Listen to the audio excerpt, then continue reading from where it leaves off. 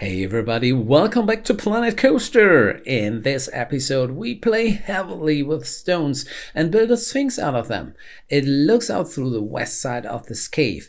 The rest of the wall will of course also be fitted with shops to give the room a finish here. Since we are at this point, who allowed these guests to climb over the balcony? Security guards! Can someone get him down before he falls off? Next in the text, the coaster needs proper supports. Sounds like we have a lot to do, so off with the video!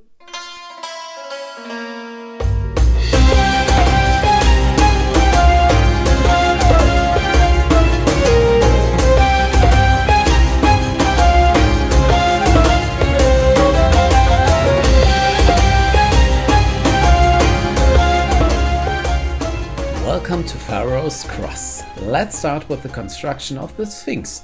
I need some freedom of movement outside the cave, so I first mark out the dimensions with the wooden slats and then use the geometric shapes to create a rough structure of what the Sphinx should look like later.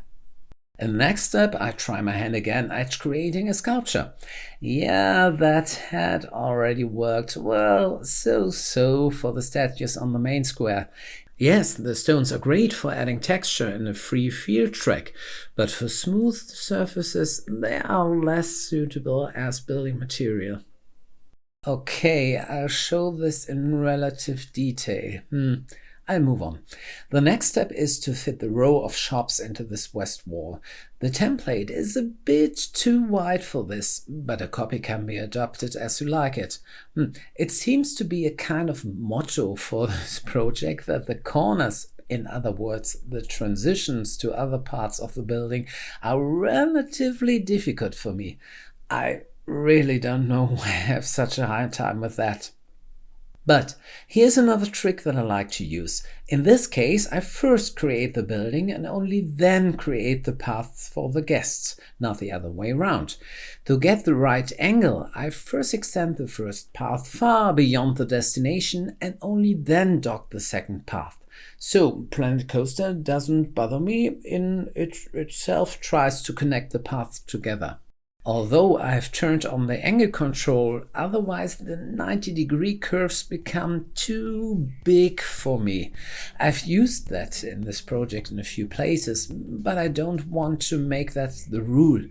And since the guests don't stick to the set paths anyway, I'd prefer not to risk anything. So folks, time for music. I'll be right back with you.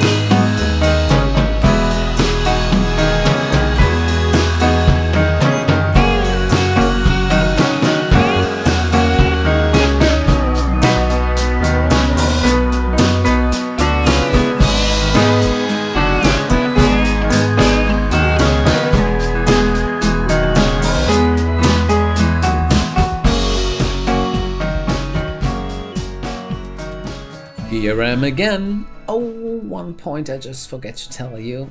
For the supports of the coaster, I simply used two of the numerous columns and connected them with a cross brace.